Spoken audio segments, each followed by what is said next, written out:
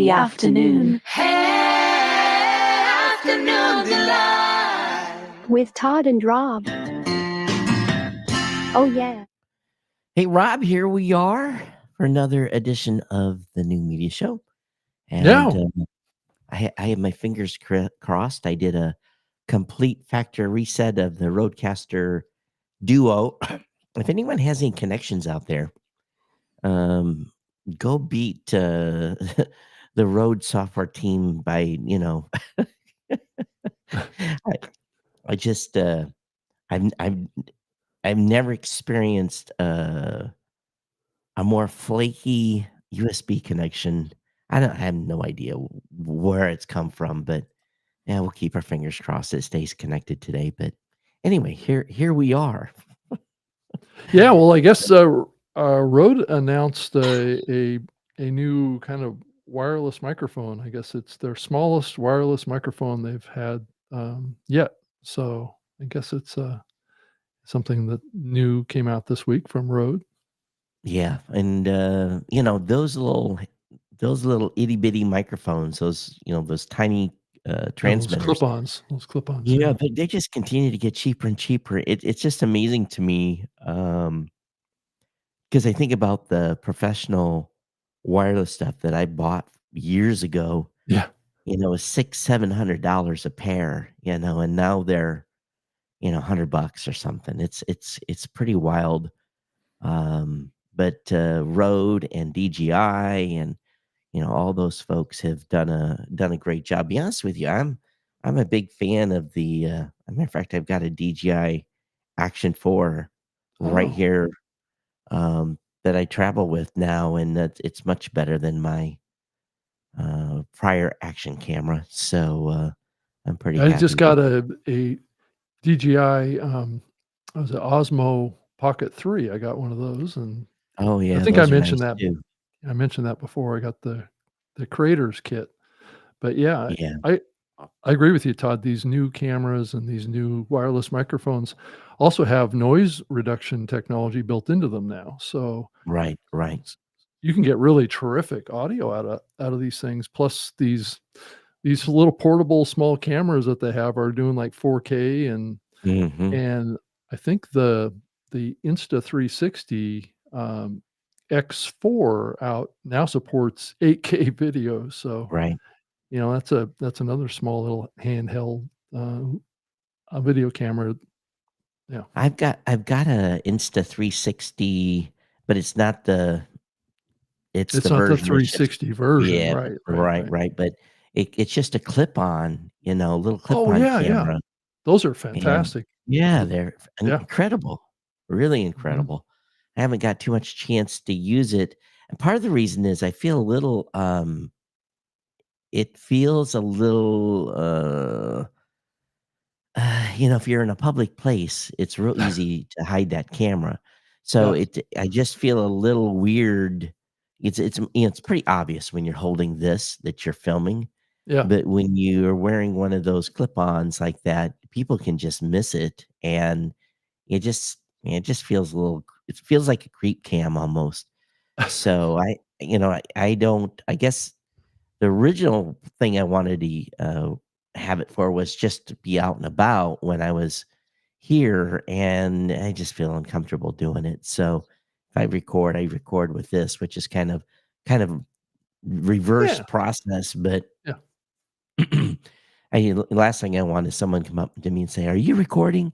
and seeing some clip on, where it's obvious you're holding a cell phone or a camera up. Oh yeah, I'm recording.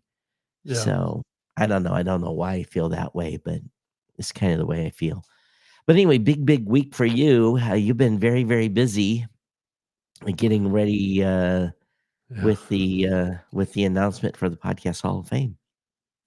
Yeah. I put out a news release yesterday, and it got covered by Pod News about the appointment of a new board of governors for the organization, trying to make it more of a big tent kind of a thing, making it more of an autonomous kind of standalone organization of sorts, and trying to come up with some more clarifications on the guidelines and the process, and and I'm going to be doing a little bit more of a kind of a formal voting process, but I haven't fully fully deployed it yet. And then I also want to eventually have a more, I guess, a polished kind of nomination process too. So, but that, all these things take time and effort, and I've spent a lot of time kind of updating the website and bringing it up to the new year, and trying to work on a lot of the stuff. So it's coming together, and I know it's a mad sprint to January, which is coming up pretty quick. Yeah, it's coming up So real fast. yeah, so things are going to be happening fast, and I should be putting out more information here soon about who the actual inductees are going to be, and then that causes a cascade of other things that have to happen prior to the event, Right. and then creating the actual ceremony itself. We haven't decided if we're going to stream the ceremony live or not. We would like to. It just depends on what the capabilities of the facilities are for us to do that. But at the very least, we're going to um, Record uh, it. record it and then be able to Yeah. put that out. Right. When does voting start?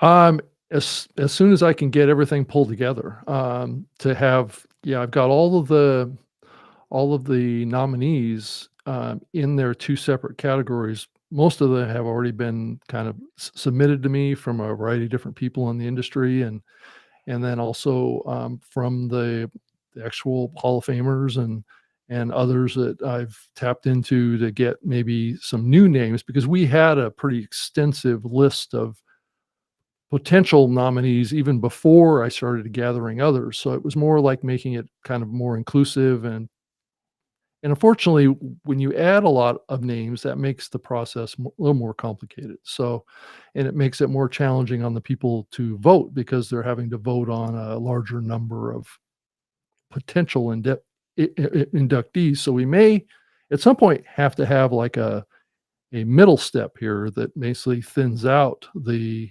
nominations that help the final voters select the Mm. inductees, but I haven't worked that process out yet. So that's that's probably something that'll have to be done for next year's event. Yeah, it's not easy, is it? No, it's Uh, not, and I'm also trying to be very, very sensitive to the current climate that we're in too, around making the event, as inclusive as I can, while still, respecting the values of the organization and what we've tried to build here. And right. so trying to expand it more, beyond just the US borders, bring on board members that represent the international space. So hopefully we can make this event more of an international kind of recognition. Now, one of the challenges with the international side, though, is that the international side hasn't had as long of a history in the podcast medium. So there's a fewer set of people that will fit into that side of the fence. But I think the organization needs to be embracing that as a proactive step forward. So as we move into a more substantial involvement of the international community in podcasting, that gets taken into account. You know, but that being said, and having, been spent a lot of time here in Asia recently, Hmm. you know, every region has their set of trailblazers that are Yeah, not that's that are true. not often known. Even, maybe they're known within this region, but they're not known outside of Asia, or, Europe is kind of, we kind of know some of the players, the good big ones over, in Hmm. Europe. But I yeah, agree with you, Todd. and how do you, when you talk about the Middle East, they've come on strong in a couple of years. There's going to be a whole host of potential candidates. So I know that you've also divided this year, made it clear that there's two segments of basically potential nominees. Not, and I guess I don't know, Well, and that's it, inductees too. So there's or actually five from each this so, year. so Right. five that are podcasters Correct. Correct. and five that have done something In the extraordinarily podcasting space. Right. in the space. Yeah. Yeah. That captures a lot of people that have had a significant impact on the growth and success of the medium that may not have been primarily a podcaster per se. Right, right, So that's the bucket that we wanted to capture people in, so those people don't get forgotten about. Because they could be podcasters, but they may have had more of a platform or an executive role or something like that right, right. that had a big impact on the medium. Yeah, no, and I think you and I've talked about it a lot, based upon the couple of years that were missed. Yeah. We could probably do 10 of each. Yeah, easily, Uh, right. yeah. So, I know we've upped the number this year to 10. It Mhm. would be nice to see, I guess, when how the process goes and then the award ceremony goes. It would be nice to see if we get up that number again next year because I just don't know how we catch up. Well, I think Um, one thing I've been thinking about is as I refine the process and make it more digital, make it more using technology to help kind of manage that, that maybe we can get to a point where we can have 2 induction ceremonies a year for a few years. oh, Is what I'd like to get to. Now, granted, that one may have to be a virtual one, and one may be an in-person one. yeah. So that's something I've been thinking about, but I'm not exactly sure that I'm quite Doesn't the ready to Gra- deploy that yet. doesn't the Grammys do something like that? They have their big show, um, with their, the best actress and all that stuff. But don't I know that there's people that get Grammys for a whole bunch of reasons that, you never Yeah, it's hear not up on about. stage, right? It's not up on Yeah. stage on TV. It's the same thing with the Academy Awards. They Oh, always have a bunch of awards that are given that they consider to be, I guess, less prominent awards, but yet yeah. they're more of a focus on the industry of creating movies and TV and stuff like that, that are always happen in a separate ceremony. Yeah. So that could be the model that I could kind of mimic here, but what's different is that the event may not be able to afford to have 2 in-person events, Yeah, yeah. but that's something Well, that I needs to be worked out by the board. I fully understand it. There's a for the podcast awards, I spend a good 3 days prepping for the ceremony. Yeah. And I don't think it comes as any surprise in order to have a good ceremony. I pre-record. Usually it's 2 days before I do a pre-recording to make Mhm. sure that it's going to go smooth, make sure that the acceptance speeches are stitched in good, make sure the audio levels are good, just because I don't have basically the budget to do a live event in person. It's just too hard to coordinate, getting 30 people, well, let alone, just imagine trying to get 30 people to an event and all the logistics that goes along with that. So, and we're talking about 10, and it's still going to be hard to get Mhm. 10 people to Orlando to be Yeah, there and in I don't person. expect that we are gonna get 10 people to Orlando. I mean, we didn't get 10 people to Orlando last year, so why would I Yeah, expect that that's gonna happen this year? It'd be great if we did, but, yeah, I think creating those acceptance ceremonies as a video that can be played during the event is a it's a solution that works, especially for the video side of it, right? That can be stitched together with the in-person, with the virtual, right? and I think too from what I've seen in the past, Mhm. there's been people that I was not super familiar with, and yet when I heard their stories, because you give them enough time to tell a little bit of their story, Yeah. there's some pretty powerful messages that have come out Mhm. of the award show and those acceptance speeches, Yeah.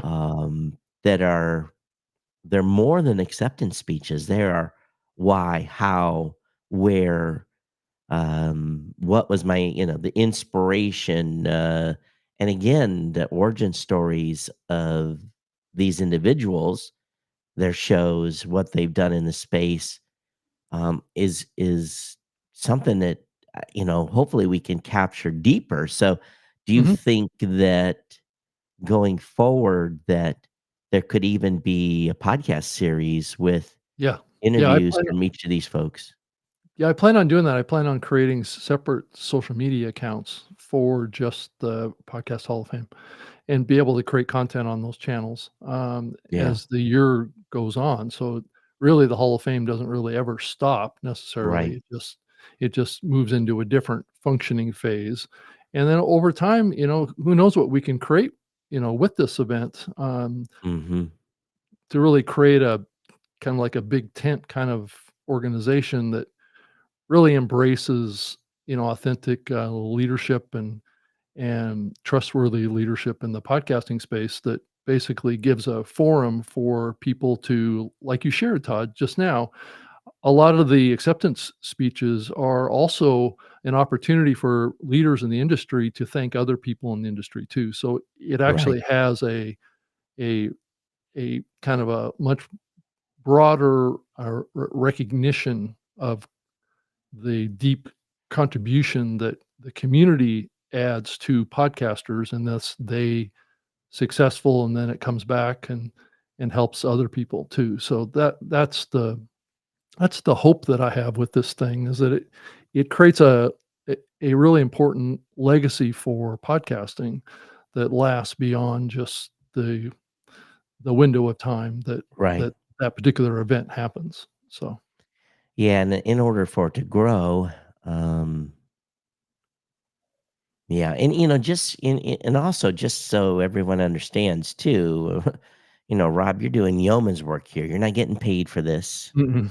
Well, I've never have got This paid is for it. yeah, and Yeah. this is a labor of love, and that's kind of the way I look at what I do with the podcast awards. So, the Mhm. amount of time that's invested is on my side is pretty. I've got the process down really, really well now, but Mhm. still, just the if you think about my situation is I have to review 300 shows, in the span of a week. Yeah. Um, and double check their qualifications and all this stuff, and it's drudgery. It's Yeah. just looking at every show, looking at the number of episodes, looking at make sure they made their qualifications, and it Yeah. can be fun. Hey, we got a Facebook comment from Leland, says, "Good evening, gentlemen. Good day to be an American." Brad Whitley says, "Hey, Todd and Rob, good to see you again. Thanks for joining us, gentlemen, and anyone else that's on the live stream. Feel free to say hello." And so that's first time I've used this little tool. Oh, that's great. So anyway, yeah. So just stay connected, device. Don't disconnect. Um, so I think the board of governors then, what was your methodology in I know that you've is there anyone there is some folks on the board of governors that are not in the Hall of Fame. Is because of Correct. correct? Correct. Yeah. Yeah, and that's kind of a bigger direction that I wanted to point, this board, which will probably get bigger, and I think over time that the board needs to represent leaders from the industry. It's still heavy, um, people that are in the Podcast Hall of Fame Yeah. today, because that's the roots of this medium, or this particular Hall of Fame is Yeah. is the people that have been inducted have traditionally been the one that has kind of managed this event and voted Yeah. on who's inducted. But my bigger goal is to make the event look like it's more, it's just larger than just the inductees, right? So other people having a say in who's inducted, right? And Yeah. that's something that I'm gonna expand kind of slowly, not rapidly. So I wanna probably at the beginning, probably expand it more on the international side, which is what I've started to do with, the CEO of, Hubhopper, on the board from the huge country of India. So, Yeah. you start thinking about, trying to get into Europe, and there's folks that I may still add to the board in the future that'll be from other parts of the world that can provide input into the Hall of Fame on potential nominees, right? And people that we can induct into the Hall of Fame. The there's issues with that too, right? I mean, are those people gonna travel from those countries to Right. America, or at some point, does this Hall of Fame have to take place outside of the US? Yeah. So, yeah. Another thing too is, I it the makeup right now is good. But it is definitely a lot of inside baseball. Mhm. Still, sure. Yeah, so the question then becomes, there's no charter per se yet. Mm-mm. And probably at some point there will need to be a charter put together, but and this should not be, the board of governors should not be some lifelong appointment either. No, There probably needs to be some terms. process. Yeah. Yeah. Yeah. Yeah, and I'm thinking probably, maybe a 2-year term at the most, probably at this point. Yeah. And Yeah, I maybe know what. stagger it so there's half a group that is and half maybe every year there's or every 2 years at least half the board or whatever, because it seems like 4 years is a pretty big commitment to Yeah. be part of a process. So maybe I don't know, maybe you're right. Maybe every year half the board of governors is replaced. Yeah, I mean, And it I kinda went through this when I was the chairperson of the Podcast Academy with the Ambie Awards, where we had a board that was basically voted on at some point, but the founding board was basically appointed, and that's kinda Yeah, what happened this time. But you have to start somewhere, so you have to right. appoint the initial board, and then Yep. that board decides the cadence on how long a term is. My term at the Podcast Academy turned out to be about 3 years Mhm. because the end of the first year term was when we started to initiate the term limits, and so I actually went 3 years where the normal term was only 2 years. Right. So that's kind of what probably will wind up happening here unless I wanna do it a annual thing. But that's pretty quick. I mean, because we're just getting started with this whole concept Yep. really at the end of the day. Yeah. Even though this event was started in 2015, there really wasn't any organization around it. So No, it was no, no. really, really kind of, we're back to the beginning again in a lot of ways. Yeah. Yeah, in that regards, I think that, at some point too, if we're going to really embody this thing, there's gonna have to be some fundraising done to Well, it definitely need needs some support. additional sponsors. I am going to bring on some media partners, and then there's going to be different levels of support that can be done currently through Podfest, but it Right. will probably, as we lead into next year, it'll probably be more of an independent thing Mm, from Podfest from a sponsorship level yeah. standpoint. There may be some crossover with Podfest on that, but I want the Podfest folks to be a partner of the event, not the actual owner of the event. Yeah. Yeah. But they're technically, at this point, a partner. Yeah.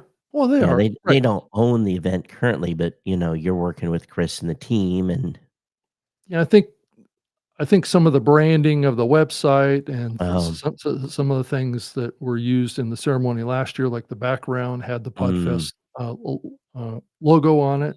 logo. Right, so Mm, the event really needs its own kind of branding behind it, and I would actually like to update the branding as well. So that's kinda like another phase that needs to happen with it too, right, because I right, think the actual branding with the logo and things like that needs a little refresh, I right. think, and Yeah. but I just haven't gotten to that yet. Yep, yeah, it's like, like I said, you're doing yeoman's work here, and, this is Yeah, amongst other things that you're doing to try to make sure you can put food on the table. right. Yeah, small things like that, right, Yeah, yeah. absolutely. James Cridlin says, "Good to see you both." So, hey, James, thanks for Hey, joining James. us. Yeah. And James and I are about on the same time zone. Hi there, fellas. So from Mark Roddick. And so good. Glad some of us are joining us in the evening and some joining us in the morning like me. Right. Right. Actually, this makes it easier now for me, Rob, doing this show because I'm an hour, 13 hours ahead now. Okay. So I didn't have to get up at 7:30. I got up at 8:30 and my Okay. time. Wow, you got to sleep in. Oh, Oh, yeah. James says I'm not on your time zone. So he must be either I'm on AWST. So he's James is in Los Angeles. So I'm in LA. Just to confuse everyone. Well, okay, good. Yeah. It's like, you know, James is clearly like a Where's Waldo kind of paradigm, I Yeah, think, right? he's He's he's bouncing all over the he's world, right? he's getting his frequent flyer miles Right. and keeping his and getting those upgrades so he doesn't, that 13-hour flight back to Australia has got to be I know coming over here it's a butt kicker, and it takes you 3 days to get on schedule, then it's time to go home. So, and vice Yeah, versa. I think James went to a Spotify event tonight. So Oh, hmm, yes, hmm. Interesting. yes. What are they doing? Any rumors? Oh, it was just like a conference type of thing for Oh, Spotify, and I guess James got invited, I guess, somehow. oh, And yeah, so in the newsletter tomorrow, there's gonna be some breaking news about iHeart, so which we oh, can talk about maybe a little bit. So, oh, there's right. going to be breaking news about iHeart? A little bit, yeah. What Well, do you know? there's there's been a bunch of layoffs over there. So, and some Oh, cutting back and streamlining and like the elimination of Block Talk Radio, things like that. oh, I did hear about that today. Mhm. They're Yeah. doing it right around the holiday. And just so everybody knows, Block Talk Radio was acquired back when I was working for Spreaker. Yeah. So they Spreaker and Block Talk Radio are now kind of part of Triton. I don't know if everybody knew that either. And then Triton is owned by iHeart. So you can Hmm. so there's been some consolidation. Yeah, yeah, I didn't realize. a lot of the Spreaker team now works for Triton. I wonder. I wonder because we haven't heard a lot about Blog Talk Radio because it hasn't been promoted a lot. But there Mhm. was a lot of shows over there that we're doing live. Yeah. So I just wonder what the effect is. How many shows are now going to be either forced to go to Spreaker or but didn't a lot of them migrate already or Yeah, the reason that Spreaker kept it going was because, like you just said, Todd, that there was a large group of shows that were wanting to continue on the platform. And so the platform was still profitable. So there wasn't any motivation to shut it down. Um, there was a lot of tech that was shared between the Block Talk Oh, Radio yeah. platform and Spreaker in the Right, earlier right. days. This was many years ago now, that help Spreaker kind of add dynamic insertion capabilities and things like that. Back then, I would say Block Talk Radio was one of the earliest platforms to implement dynamic ad insertion, going back to their early days. So I think there was only a handful of companies back in like the 2010 timeframe or 2008, 2009 that were doing dynamic ad insertion, and Blog Talk Radio was one of them. Well, I know strategically, um, we've been doing a lot of things behind the scenes too. Well, You're yeah. gonna see some things come next year. We talked about it in a newsletter, so we didn't hide one of the things. We're gonna be launching a site called Creator Connect. It's gonna be a standalone product. Mhm. Not it's gonna compete with some sites out there. It's basically matchmaking site for podcasters and guests. But the difference is it's not podcast. It's obviously going to have a podcast component because we have a large number of podcasters that are going to get access to it immediately from Blueberry. But um, the the product is not going to be 100% podcast. It's also going to be open to YouTubers and any creator. So it's not pipe stovepiped as a AKA podcast product. Mhm. So I think, what you're going to probably see from us is this realization of this changing world we're in, and we don't want to be stovepiped and left hanging out to dry. Um, as a medium kind of shifts a little bit. So Yeah. that's one of several things that we're going to be, for our first quarter of next year. I think there's going to be a couple of big surprises and stuff that we release, Mhm. more standalone products, and some of the products Oh. we have internally currently are available to Blueberry customers are going to become standalone products too, so that Mhm. because every time it says, "Oh, I have to have a hosting account," just like people that are using our statistics, they think, "Oh, I have to be a hosting customer of Blueberry to use your stats." Well, no, you don't. Mhm. So we're going to work hard to make sure that from a positioning standpoint, people understand that yeah, Blueberry has podcast hosting, but Blueberry also, this new product, Creator Connect by Blueberry, and a couple of other things we're going to come out with are because otherwise, um, it's still a tough business environment right now.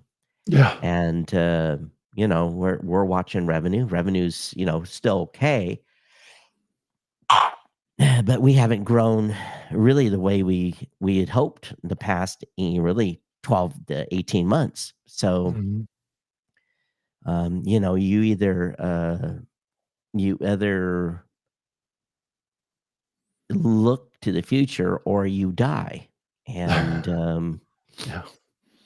so James is saying that Block Talk Radio has about 3,200 podcasts and it's going to close in January. So the question then is, are they going to?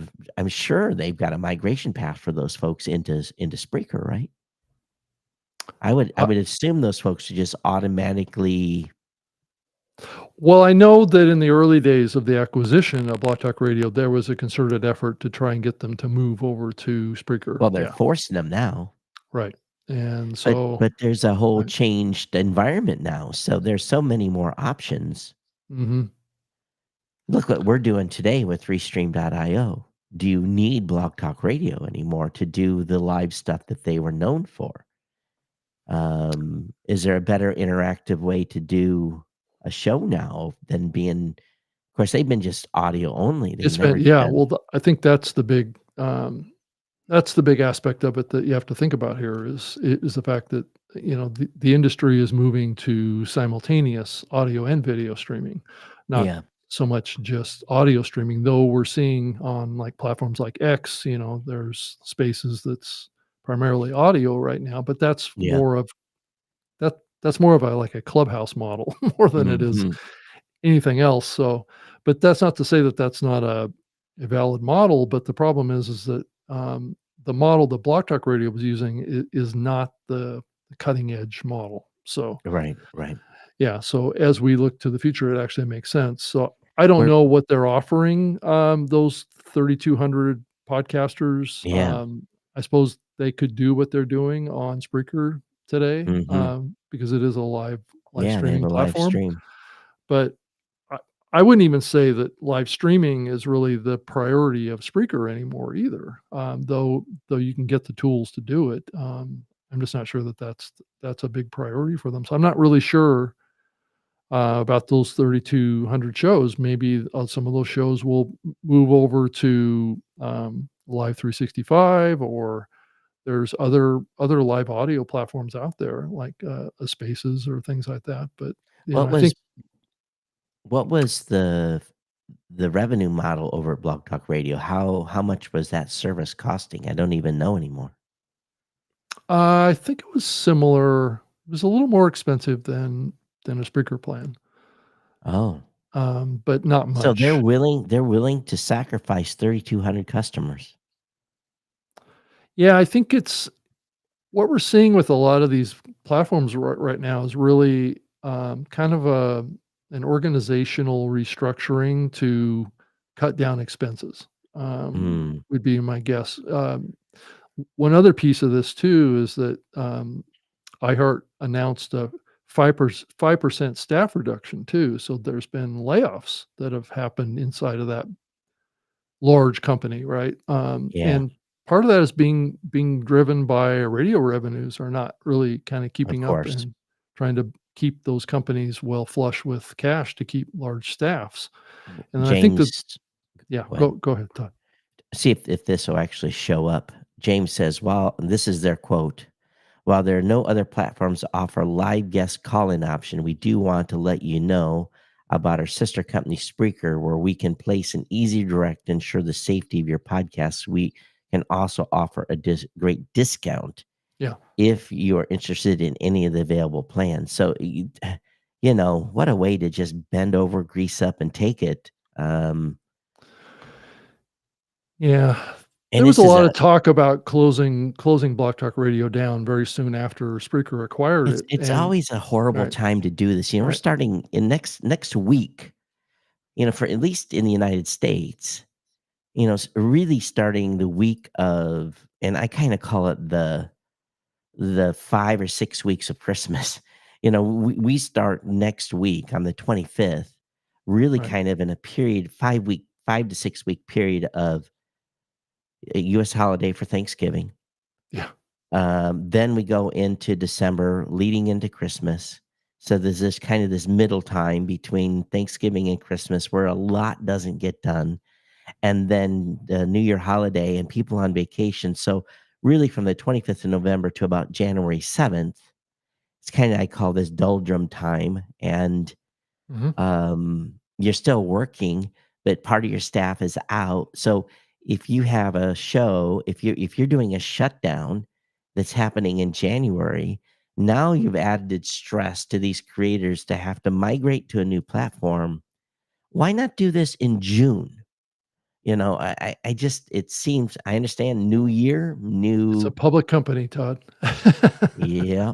It's all about the stockholders and keeping them happy. But Yep. I'd Well, I think love that I think the bigger picture here, Todd, is that I think that there is a certain anticipation um, of a of a recession that's coming that may be deeper than what we've been through before. That's coming after that's in the you think that's in what people January. you think that's what people think is gonna happen as a recession? Yeah, I think that there's an expectation that there's going to be something that impacts the economic climate that these companies are preparing for. Not the least of which is that these are public companies. Yeah. The ones that we're talking about today are this particular company, iHeart, is the largest radio company in the in in the world, and I don't think radio is doing that well. Well, So I think if we project that maybe podcasting is doing better than radio is as you look to the future, then you can kind of see what may be going on here. it's what's kind of interesting, every week during our marketing call, we do a basically with the sales numbers.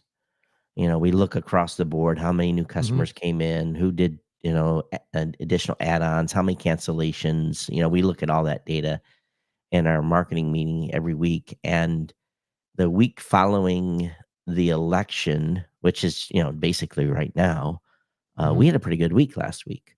Mhm. Um, Yeah, I think that the so optimism is up a little higher now my once we're my clear of the election. yeah, my prediction was that a lot of people were waiting. Yeah. They weren't Yeah, invoking to see new what happened. business to see Right. what happened.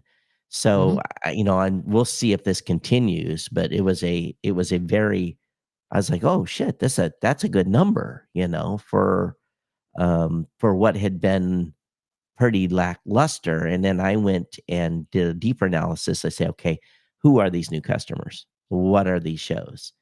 are they politically based, or what is the makeup? And I pulled each of the shows up, spent a couple of hours looking at the shows, and they were all across the board. It wasn't a bunch of people launching political shows. It was a whole bunch of, and there was probably heavy presence on business shows. Mhm. So anyway, that's probably an interesting project for somebody that's out there that's monitoring the new shows that are coming on, is what type of shows are being created. Um, and that might show some trending too. I would say that there was probably 40% of those new shows were business related shows. So, maybe it was just the simple fact that those businesses were waiting until the election to pull the trigger. Mhm. Um, we Yeah. went to we went into social darkness surrounding the election. I just basically said, hey, let's, preceding and a few days after, let's just be quiet in social. Mhm. We don't need to be adding to any. I don't want anything posted as taken as any type of reaction. And our stuff is neutral anyway, but Right. so we just did a bit of darkness during surrounding the election. Um, so I don't know. Maybe it's because we're quiet. We said, "Oh, blueberries, you know, talking again or something." I don't know, but anyway, it was a pretty good week on our regard for sales. Yeah, I think So that it's interesting how the markets responded to the the kind of completion of the presidential cycle and how we yeah, saw, I think it. bit I think it would I have. mean, Bitcoin has just skyrocketed Yeah, I since. think it would have. Yeah, I'm honestly think it would have reacted the same way, regardless of who got elected, it just simply finally because decided. this is done. Right. Yeah. Anyway, who knows? The markets, it is what it is. But Bitcoin, holy shit, Yeah. 90,000. Well, and Yeah. also the big uptick in Tesla too. That's the other one that really. Oh, wasn't following them. I did a little bit of a cash out when it hit 76 on Bitcoin. I wish I would have hold at this point, but Yeah, it's yeah, it it went up almost $100, uh, so per wow. share. Well, okay. We probably shouldn't talk about that. There's a lot of people pissed off about Elon. So, um, hmm. All right, we've got some other stuff to talk about today. But so Sure. 5% of iHeart. Wow. Yeah, I guess they have a 10,000 person workforce, So that's and I guess, 500. yeah. So it's not a huge layoff, But but I did still, it's a hear a shitty few time. people. It's a Right. shitty time to lay people off. You don't lay That's people off before Christmas. or Thanksgiving, right? Come on. Yeah, You let people get through but I guess it gives people the opportunity to say, "Oh, we can't spend very much money." it's all about the Um, stock, Todd. It's all about, signaling to your investors in the stock market that you're trimming costs. You're also what also has come out is that, this was basically across the board: on-air talent, programming, sales, regional management, and I heard of a couple of people that were let go at Spreaker. So I'm sure that oh, there were others that were let go at maybe Triton and others at Omni and other parts of the company. And then this elimination of Block Talk Radio, you can kind of see a pattern here, right? yeah. They're they're basically focusing down and reducing any kind of redundancies that they have. And I've often talked or wondered about this redundancy that they have in the platform between Omni Studio and Spreaker, right? Mm, That having two different products, but what they've done is they've made the Omni Studio be more of like an enterprise product, and then Spreaker is more of a consumer side with an enterprise component. So they've been able to accomplish, not unlike what Spotify's been able to accomplish between this the Spotify for podcasters platform and then the Megaphone platform. So the question that I have is, at some point, will all those platforms merge together into one platform that has all the capabilities in it? And, but we'll see. so I had something interesting come up this week, and I've got to reach out to Ted. Hmm. One of our customers, basically the show just disappeared off Apple Podcast. Hmm.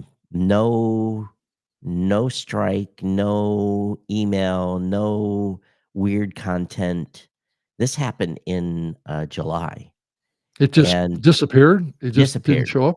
Yeah, it just was gone. And there's folks at Apple that are looking into it. Hmm. I need a little more backstory, but the the podcaster had a podcast consultant. I won't say who his name is, but instead of they immediately basically submitted another show, and this show had a pretty good following. They had about probably 2,000 listeners per episode.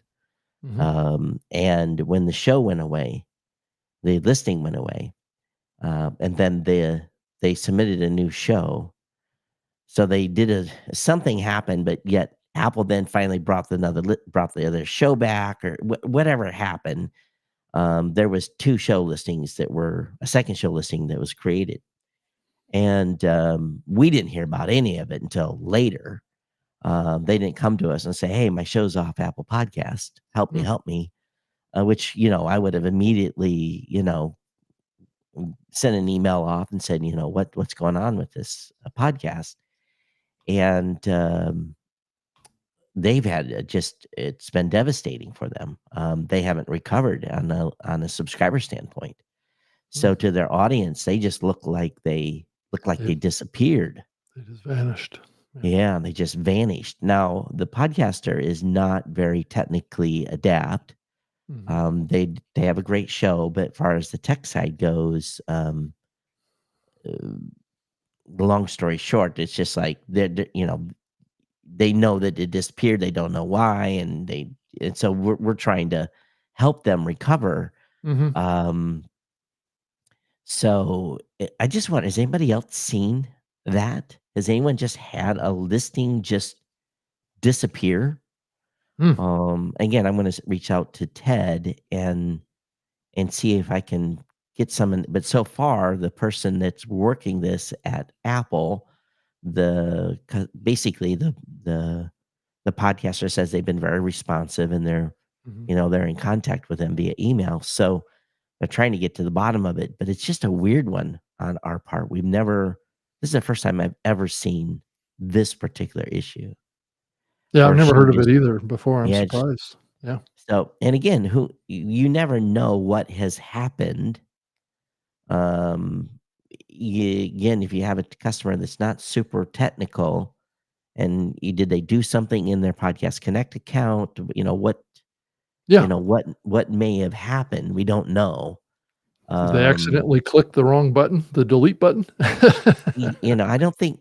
Yeah, there is you can remove Yeah, you listings. can. Yeah. So, Yeah. yeah. So I guess we're gonna hopefully get to the bottom of that. But I just wonder if because that seems so and there has to be a human element to something had been done, especially when there wasn't the show wasn't removed because it had, wasn't weird content. Matter of fact, it's great content, Yeah. very helpful Right. content. Right. So, hey, Yeah, that is Felix, odd. he said hello to both of us. He said, "Hey, Hi. Todd. Hi, Felix. Uh, hey, Rob." So anyway, that's the weird one I've had for the week that I've head Hmm. scratcher on, and the guy's got a sponsorship, so he's coming up upon a renewal, and this could affect their livelihood.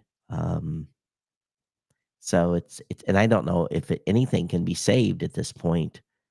Yeah. Um, If it's gone, they've likely lost all their subscriptions too. well, and again, if they restored it, and again, I'm trying to decipher what's happened here because I'm coming in 5 months later Well, and asked to look at things, and even if it went away and then come back, that those followers could be gone. well, it could be because in the early days of the iTunes platform, they had a separation between the catalog and your library or Right. your personal on-device Yeah. listing of your subscriptions, right? And Yep. and so even though something disappear from the catalog didn't eliminate all the subscriptions. Right. But now that they've integrated those things Yep. together, I Once don't it's know. gone, Right, who knows? right. So anyway, Ted, you'll be getting an email from me if you're listening. And he did his search for his name here Right.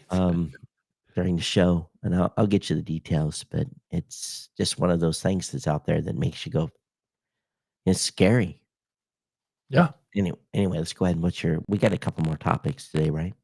Yeah, I think so. Yeah, I think there's a couple that are bubbling around out there. One is what was I going to talk about here? Let's see. It was Spotify's out there continuing to talk about their video offerings. I guess they're starting in January of 2025. Spotify will offer an ad-free video podcast viewing to premium subscribers in the USA, UK, Australia, and Canada. So they're going to offer an ad-free version of the video experience. I How would much more imagine is that's that going to cost? yeah. Well, that's the question, right? It says the platform plans to compensate hosts who achieve a specific viewership milestone, which is what you've been saying for a while, Todd, and and and aim to attract creators with higher per view payments. Now, do you Eh, notice they don't talk about listener compensation? well, they're talking about video here, so Oh, they're I know, but yeah. how come they're not doing compensation for podcasters that have audio only podcast? Well, Why are they now going to give compensation? This pisses me off. yeah, well, I don't think this is going to be widespread that they're doing this. I think they're going to do it with selective shows that have achieved a certain viewership But milestone, which but could have be they kind of have they high. laid have they laid that out? Well, I think what they're trying to do is compete increasingly with YouTube. And if you look at Um, YouTube's model, right, there's a right. viewership threshold you have to reach in Yep. order to be monetized, right? So I think that they're just trying to copy what YouTube is doing. And because they're trying to capitalize on the growing trend of video consumption Mm, and leverage their fantastic Spotify discovery algorithms to boost their mm. video podcast viewership. So, are they actual video podcasts is the ongoing question that we always have to ask ourselves. Um, does the videos on YouTube, does YouTube call all their videos on their platform podcasts? No. No. So, but Spotify calls all their videos on their platform podcasts. So it's an interesting kind of rejuggling of the consumption environment around online content right now. It's everybody's playing a little different game. Yeah. Meanwhile, ladies and gentlemen, don't forget that we have this very, very cool thing called RSS, and you can continue to be seen and heard on multiple podcast apps by having both an audio and video podcast. So Mhm. Yep. we need to keep remembering that, and you can monetize. Of course, probably these folks are going to be able to monetize inside their videos if they want, but it goes back to the discussion we had a couple of years ago with someone that was on this show that said, "Oh, Spotify is going to pay me for my, give me a cut of revenue." Mhm. No, they're not. Well, They're going to give it they're they're about to, right? So for they haven't done it video. yet For for video. video. Yes, Mhm. let's be very, very clear. For Just video. for video, right? At this point. Yeah. Yeah, so the CEO, Daniel, Ek, said that video podcasting has seen higher growth on Spotify with a 88% increase in viewers just over the past year. Hmm. I don't know what the base was, but if it's a relatively small base, 88% wouldn't be hard to make. So, Yeah. but anyway, it seems like it's definitely increased focus of The Spotify. same 40 shows are gonna get paid, and that's what it boils down to. Well, I think what we need to figure out is Threshold. this specific viewership threshold milestone. What is that? And, like we know what it is with YouTube, we need YouTube, to yeah, know what, what it 4,000 is over hours or here, something. right? Yeah. Yeah. By So, the way, for those of you, you can monetize from day one at Blueberry with programmatic advertising. You don't have to hit a threshold. right.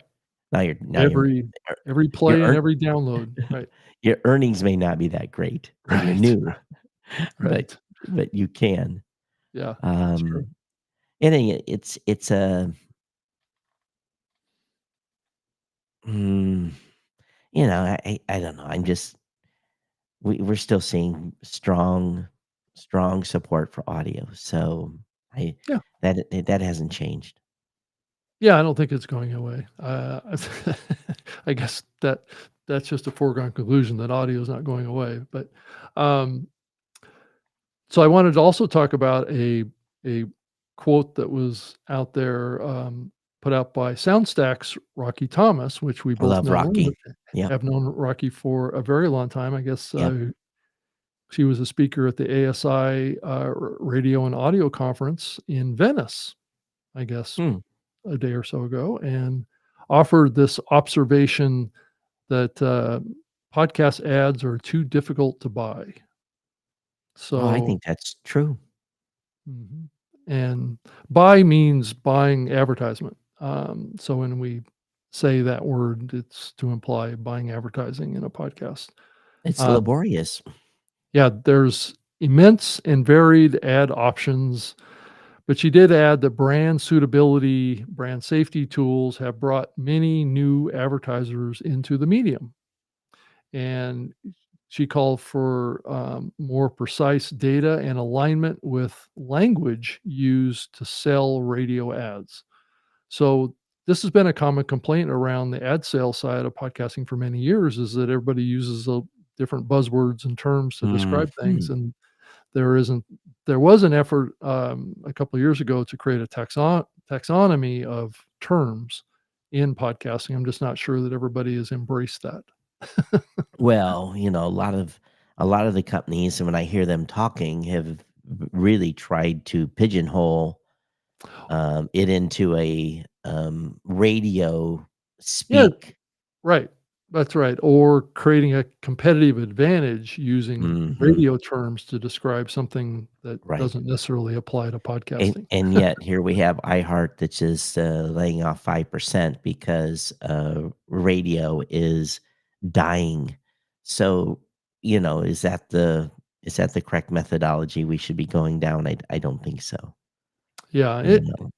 and I know this past week, and we talked about it on the show last week, is this growing feeling and impression that the legacy media out there is basically in its last throes of existence, and there's all sorts of talk about these big cable channels being bought and how they're in a state of decline and nobody's watching them anymore and all this kind of stuff. So there is a shift happening right now, and I wanted to talk about that a little bit. Are we what kind of things are we seeing around? Is the industry kind of resetting right now? I mean, are we going through a certain reset in how how podcasting is perceived, how it's monetized, and the type of content that's in it? I know that. I Yeah. my perspective is that podcasting is fine. The challenge that you have is Hmm. there's just a lot more creation outlets now. You Yeah, look there's at lots of TikTok, options, right? lots And, lots of options, and lots of and formats, lots of different ways yeah, of doing it. Yeah. if you think about it, we had a period of time where audio was really podcasting itself. There was no distractions. Hmm. Um, the very beginning, it was like, wow, I can have this show online and get this massive distribution. And then Facebook and all these other platforms started showing up, and then so all of a sudden now you can be distributed. You comes with a penalty because you never know when you're going to be deplatformed, but at the same time, or de-logarithmed where you're going to be not seen. Mhm. So, and folks are still seeing that. They're still seeing instances where all of a sudden they can't talk to their business, the folks that they've got in their groups or whatever, because whatever changes they've made, they don't want you leaving platforms. So, from a protection standpoint, podcasting's probably still reigns king in Mhm. being able to, assure that you can't be deplatformed, and and have a situation where all of a sudden your listing is missing from a directory. Um, Yeah. so again, this is where these new podcasting apps, it, and if you have all your eggs in one basket, in other words, if you've only been promoting Apple Podcast, it's time to diversify. So again, that goes back to the previous conversation we had, but the I just think there's a lot of choices right now.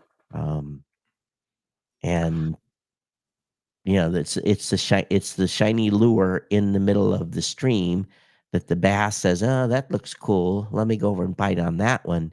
Mhm. And you catch a record sized bass, and all of a sudden, oh my God, look at the success over here, and a bunch of people run over there, and then they say, oh, this I'm not having any success here, and then they run over here, and it's in the end, it's about the content.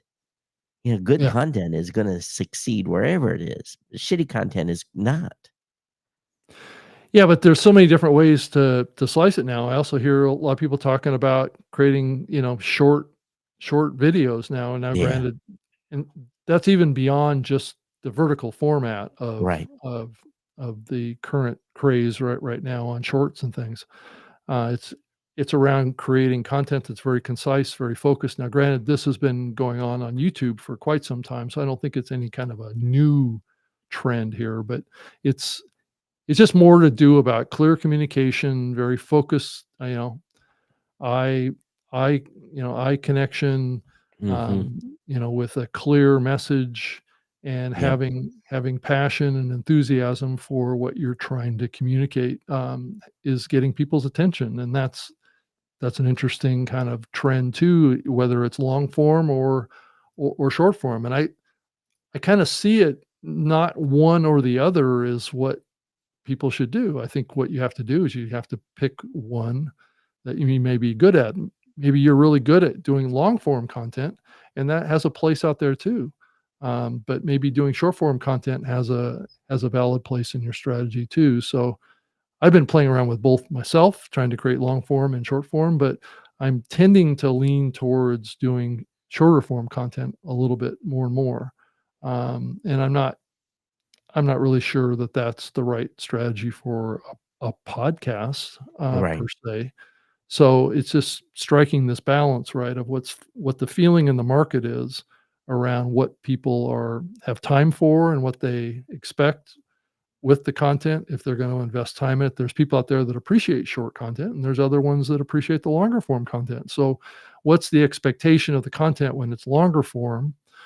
Look at what Joe Rogan does. He does, 3-hour interviews. It's the biggest podcast in the world. So, and there's others that are successful at doing that too. But then there's other huge, video creators that are doing 10-minute videos that are getting, 100 million views. So it's, it's I what your strength is, I think and is this is what it is. maybe it's just nothing, but this is we were having a conversation. Actually, we're recording a podcast with for the company, Mhm. and a comment that Mackenzie made during the recording of that. She says, "If I see a reel," she says, "and it doesn't have a caption on it," she says, I don't watch it."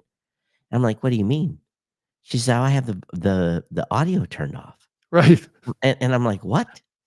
So she's You, reading the you, video, not listening to yeah, it. you're Right. you're you're you're watching reels and reading and not having, Yeah, I and do I'm the like, same thing, Todd. I'm the same, I don't always have my sound turned up on my mobile phone because maybe I'm around other people or something like that, well, and I don't want it blaring. that's what earbuds are for. So I to know. me, I It's was true. baffled by the because I would not even imagine watching a reel without hearing the audio.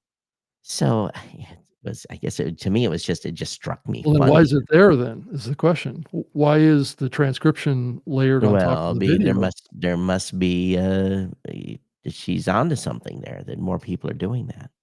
Yeah, So, I can totally see it in my own consumption is that there are certain videos that I don't wanna have the audio turned up on but I still want to watch them and consume the content. mhm, So if I yeah, can read what's being said, then but right. sometimes I find it if the person speaks too fast, um, that the transcription goes by too fast, and you don't get a chance to read it. So, yeah, I think the comprehension can be a little less on that. Yeah. I've, been trying to catch up on my podcast listening. I'm a little bit behind on some of the shows that I normally follow. So, and when you feels like when you take a 2-week break from listening to podcasts, all of a sudden you feel like you're a year behind. So Mhm. for me, and I very rarely take a break from listening, and it's been a little discerning to me because I go into this mild panic. It's like, what did I miss? Mhm. And now I'm basically doing 8-10 hours a day of catch up of listening to content that I haven't been paying attention to. Um, I don't maybe it's just me, but it's just and these are AI shows, podcasting shows, Mhm. and it's just like the world is moving so quick, just taking a 2-week break, um, has basically caused me to have a little bit of anxiety, in having missed conversations, so Yeah, you're falling behind, right, right, yeah, in what's happening. It's so easy to do that now where unless you're watching and consuming all the time, mhm, it's easy to have that feeling that you're falling behind, yeah, because the world is moving so yeah, fast now, so and quick. there's so much, breaking information that's coming out all the time about all sorts of things that you might have an interest in. Yeah, I think So, yeah. people disconnect. When they do disconnect, I think people just say, "Screw it, I'm gonna be behind and I'm not gonna catch up." Yeah, well, But being a business owner, you don't wanna do that. yeah, at your peril, right, Right, is always exactly. this the saying, if you don't really know what's going on out there, how can Mhm. you adjust your sails Yeah, to keep moving forward, right? yep, yep, absolutely. So, Well, it's a ever evolving world of podcasting. yeah, yeah, that's right, and, in 2025 is it's another year of, the industry trying to get over 2 billion in revenue. So, A few companies that are doing pretty good, they've had some pretty good growth. You yeah, see some of these reports that have come out. yeah, They're taking market share from somebody, yeah. um, or adding more ad inventory. It's kind of you see some numbers out there like, wow, that's impressive. And Yeah, then and I again, did you s have other people laying people off. right, and I did see that there was a guy that, from Triton, said that the UK is just, has a 6% share of all podcasting has a 6% share of all audio listening in the UK, is all it has. That's 6 horrible. 6%. It says, many publishers in the UK have a video first strategy for their podcasts right now, but are only monetizing their audio. Isn't that Well, interesting? so that plays right into Spotify's strategy, right? Is that they're Hmm. making money on the video side. Right. So, I don't know if that they're making more money on video than they are on audio, but Well, nobody said that. audio. First of all, let's be continue to be frank here. Audio is cheaper to produce, Yeah, much cheaper. it's also probably more expensive to have ads in video than it is in audio, though. It's So, more what? it's probably more expensive to traffic have video ads than it is to have audio ads. Well, So, from some of the stuff I've been researching lately mhm. and buying into videos, advertising into videos and audio. Audio is um, a a better value for sure. Yeah, I'm sure that's true. It's probably Yeah, more profitable on the audio side is what it so yeah. I think the whole video side is rapidly catching up on the monetization side. I think is what we're seeing with Spotify and what this guy out of the UK is saying is that most of the creators are moving towards a video first strategy, which we've talked about on the show before, is that I think that there's going to be a time when there's going to be creators that are audio and video first, not audio or video first, right? Which is where I think we are right now. Well, I don't have a face for video, and to be honest with you, the only reason that I did video to begin with is, I was doing it because I wanted to read the comments. Yeah. James says, "Whoa there." He says, "Whoa there. The number isn't too different in the US." So, That is true, James. I mean, I agree with that. I wasn't trying to create a comparison to the US. Yeah, I I don't what agree is with the that. US number? Well, What's the yeah, I think the key takeaway that James is pointing out is the fact that all audio listening, so that Hmm. includes audiobooks, includes radio, streaming audio, all this stuff that all gets rolled up into the all audio listening. So, Stewart says consuming audio versus consuming video is based on your activities. I believe that's true too. yeah, definitely. Yeah. Yeah. Yeah, Yeah, it's what because you're I've been doing at the time. Yeah. Yeah. yeah, because I've been doing less less commuting. So I did a lot of audio listening when I'm in the US, I do a lot of, Mhm. a lot of go somewhere on the weekend and get in my car and drive 3 hours somewhere. Here, I'm not. So that's one of the reasons why I wasn't listening as Yeah. much. James says share podcasting and all audio listening in the US is 10%. So pretty low too. Yeah. And he says, here's a pie chart. There's a pie chart at Edison Research, search of year. Yeah, and if you go back So, and I would say if you go back and look in the history of that, tracking of that, I think in the, like maybe 10 years ago or so, it was probably like 2 or 3%. Now it's been growing pretty substantially over the last probably 5 years, and it's gotten up all the way up to 10%, Todd. well, I think again, um, yeah, it's interesting. But one thing's for sure is I have not listened to a radio program, true AM FM radio Yeah, I haven't program either. Yeah, in a long time. I can't even remember, to be honest with you. It's been that long. Yeah, and I think Um, if I think back, if I've listened to any radio, it's been a music station, and it's been a talk station.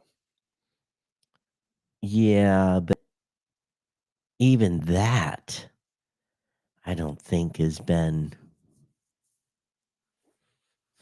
Yeah, I don't even remember, to be honest with you, when I listened to.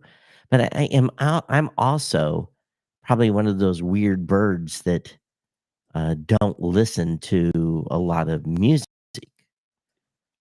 I'd rather experience music in a live Yeah. venue. One of those folks that purposely seeks out a jazz channel, or again, I think most people do. I'm just one of those weird birds that doesn't. So, Mhm. Yeah, I stream a a music channel, from Live One, which is the owner of Podcast One for a while, into my hmm, yeah, into my Tesla. So oh, also I wanted to mention too, the Pocket Casts has just announced that they're going to finally change, their subscribe button to a follow button, Todd. So they're finally catching up. they're acquiescing. So we did have a boost come in, not today. It was a week ago from Brian. Um, He says, maybe it's my tinfoil hat moment, but I think the real driver behind the industry push towards streaming is about unskippable ads. I think the other stuff is potentially true and tangential, but not the real reason. We could make the case that's particularly metrics, but I think that's just semantics. I think it's unskippable ads. And this was in relation to the conversation we had about stream versus downloads, or whatever you Well, I want to think call it. it's dual. I think he's correct, but I think that there's another component to it, and that's metrics. You can get deeper metrics off a stream than you can off of a download, but Right. there is some convergence there of data that's valid too. I know you're capturing data off of a download that could be mapped somewhat to a stream, right? Yeah. Well, we're looking at the partials.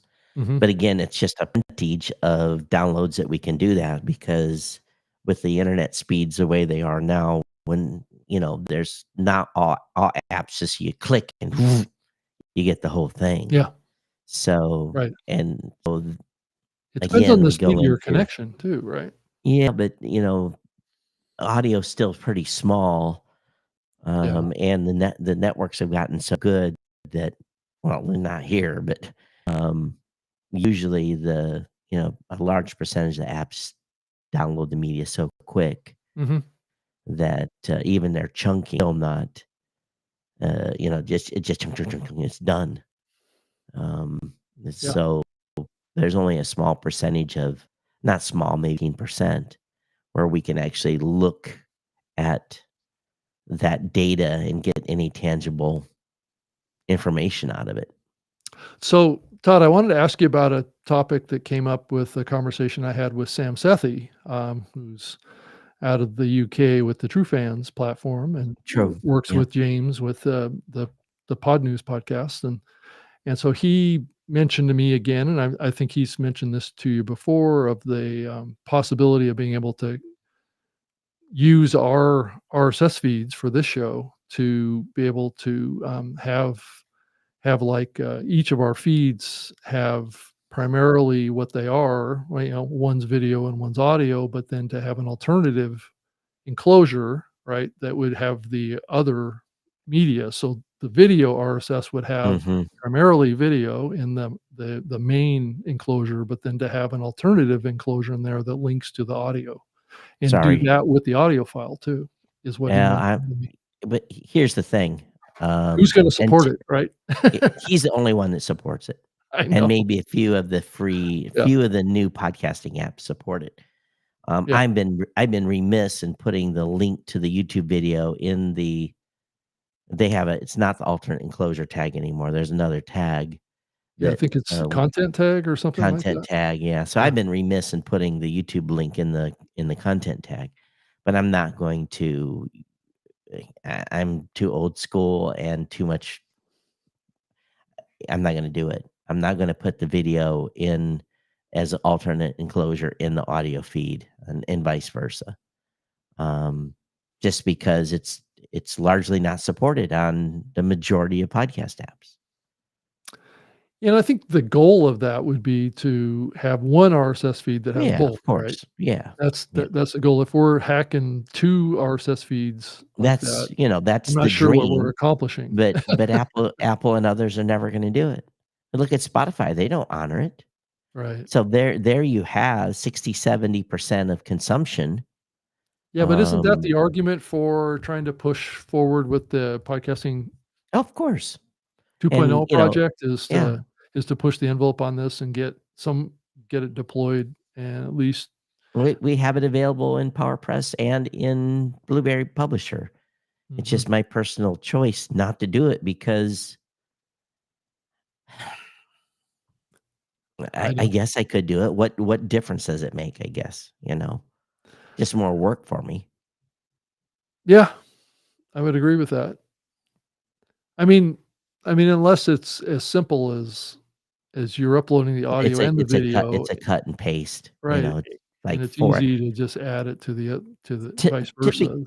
Typically on this show, the way I do it is I publish the audio version of the podcast first. That's usually preceding the video by a half an hour or so. And it largely is because I get the audio done, it's up, it's ready to go, and I publish it. And then the video is lagging either because Yeah. I'm downloading from Restream and then editing and then re-uploading. It just takes longer. So I would have to go back and update the audio file with the video link, which probably is not a big deal. It's just a cut and paste. But again, it's additional work. Todd, I saw that Chris Wallace from CNN Yeah. has decided to leave the CNN network to go Well, off and start his own independent show as a well, probably a smart streaming move and podcasting. Boy, that's a trend. considering how their ratings are. Probably a smart Yeah, move. right. Right. I mean, you could just go through a litany of lists of all of these big media creators that have gone off and done their own shows like a podcast So would, that and they're brings much up bigger than they were on the network, right? it brings up an interesting topic, and it probably sensitive to some. But there was about 4, or from what I could tell, because I'm on watching YouTube and doing other things, I was reading some news where 4 or 5 real high-end YouTubers, specifically liberal YouTubers, basically the day after the election saw a mass exodus of subscribers and paid followers. But if you think about it, when you're in the heat of a political campaign and there's lots of stuff going on, people are more interested in Mhm. what's going on. And the election's over. And if you're a one-trick pony and all you're talking about is the presidential election, of course people are going to leave immediately following the election. They've been devastated. Their candidate lost. They don't want to hear it anymore for a while. So I don't, they were all panicking that they were losing high percentages of their paid subscribers, Patreons, and all this. And I'm like, yeah, it had been the same I'm sure it happened on the conservative Yeah. content as well, because people were done. They've been inundated for 2 years and they don't want to listen to the shit anymore. It's just, Well, it's like going to a football game, Todd. You go to the football game all excited because your team's yeah, gonna win, and then you the game's over and your team lost and you left and you're depressed, right? man. You don't wanna think about it And anymore. sometimes people throw their Right. jerseys in the trash. They get so mad. Yeah. So, and it takes some people some time to recover and re-engage. So, Mhm. when they talk about a mass exodus from mainstream media too, well, it's because people are fed up. They're sick of, they'll tune back in at some point, but it's like they almost have to grieve for a little bit and then come back. Well, and the side that I think perceived as lost has been going through a lot of introspection. I'll just put it that way. Where Well, they're reassessing what they did and things like that, which is natural. I mean, I did that as a sports player too, right? yeah, yeah. I would look back and try and gauge where I made my mistakes and learn from it. And I think it's a Well, natural it's behavior, right? Yeah, again, I don't want to get into the whole he said, she said, why said, how Yeah, come, why no, the but it's country did what it did, because we're yeah, going it's to get human political nature at again. this point, right? It's Yeah, just but human I nature. think the main thing is these creators are freaked out.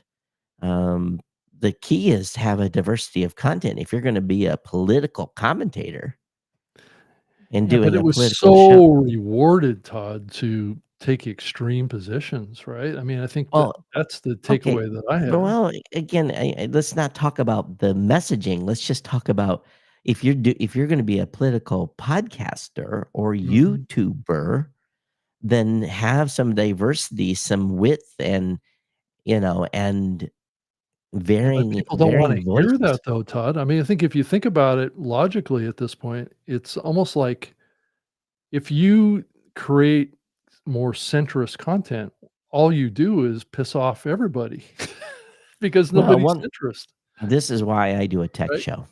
Yeah, and right. Yeah. and why we do the new media show where we try to stay away from politics, and we've went into Well, danger zone again here. well, no, I wouldn't say it's danger zone. It's, and that's part of the problem of the media landscape right now is that we're not really dealing with really honestly what's been going on in the medium because everybody's scared, right? Everybody's Right, scared to right. say something wrong, Yeah, and yeah. that's part of the bigger problem here is everybody's scared to but for quite a bit of this time though, everybody's been taking very extreme positions. So it's just one of those things that's really odd. I haven't really been through a phase like this before where people are scared to speak their mind. Yeah. Well, it's not just politics, No, it's a lot of things, right? right? It's a lot of stuff. But they do tend to get wrapped up in politics. That's Yeah, but the truth of the matter. it's everything from, there's just such a wide variety of stuff that people have to tiptoe around. Right. And to be frank, um, again, tinfoil hat time, people, if someone called me on the phone and asked me to take basically do a survey, I want to be very reserved in what I That's why tell them. polls are not very accurate anymore, Exactly. is that I people would, lie to the pollster. because, or, I'm not going to answer that. Um, Right. or maybe people, because they don't want to answer, maybe, like you said, maybe they lie, Or um, they or don't they want to participate. yeah, I did People think I still live in Hawaii because I have an 808 number. So I'm getting called all the time. And it was during the election, I was getting called all the time. And it was, hey, we're doing a such and such poll. And I said, I don't want to, I said, I don't live in Hawaii no more. I don't want to participate.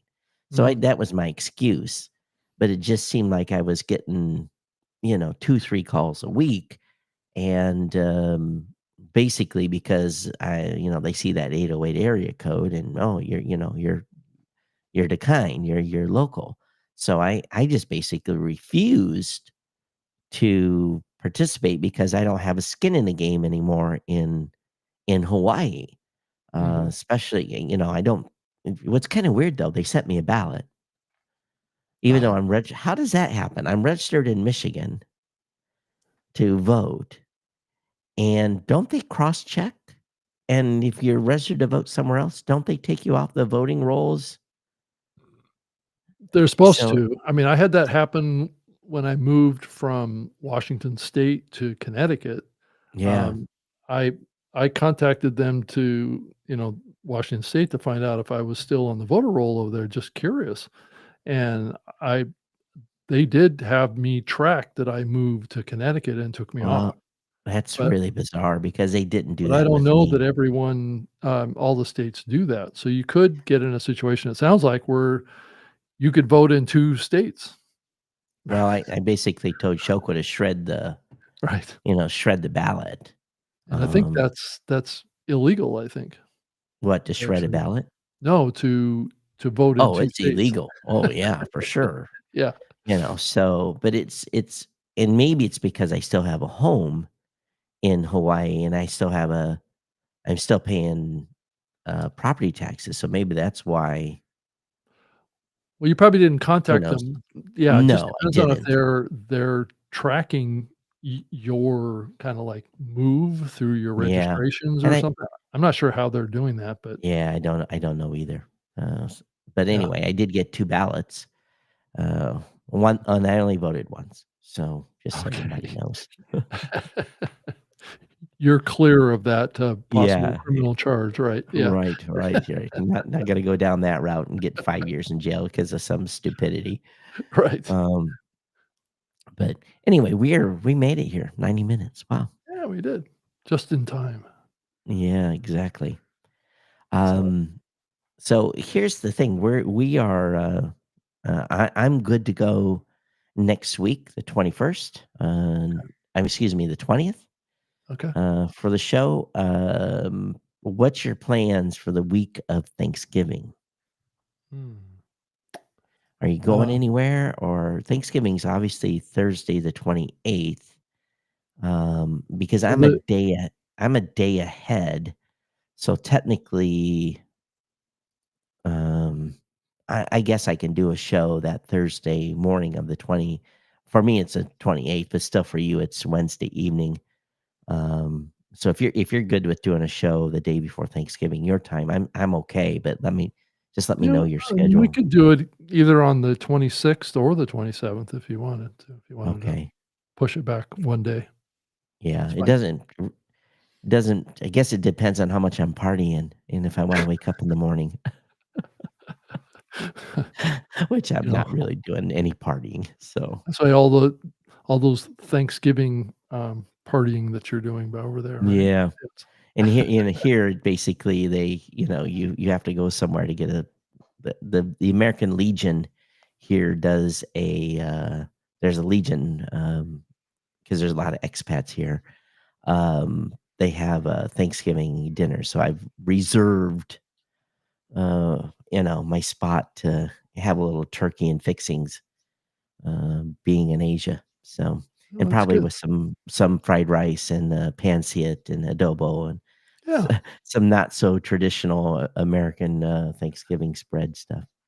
Yeah, there's probably Yeah, no turkeys over there, you don't think? there is. Is I there? found it's kinda curious. There is, a shopping, group called SNR, Yeah. and, it's a membership club, shopping, area.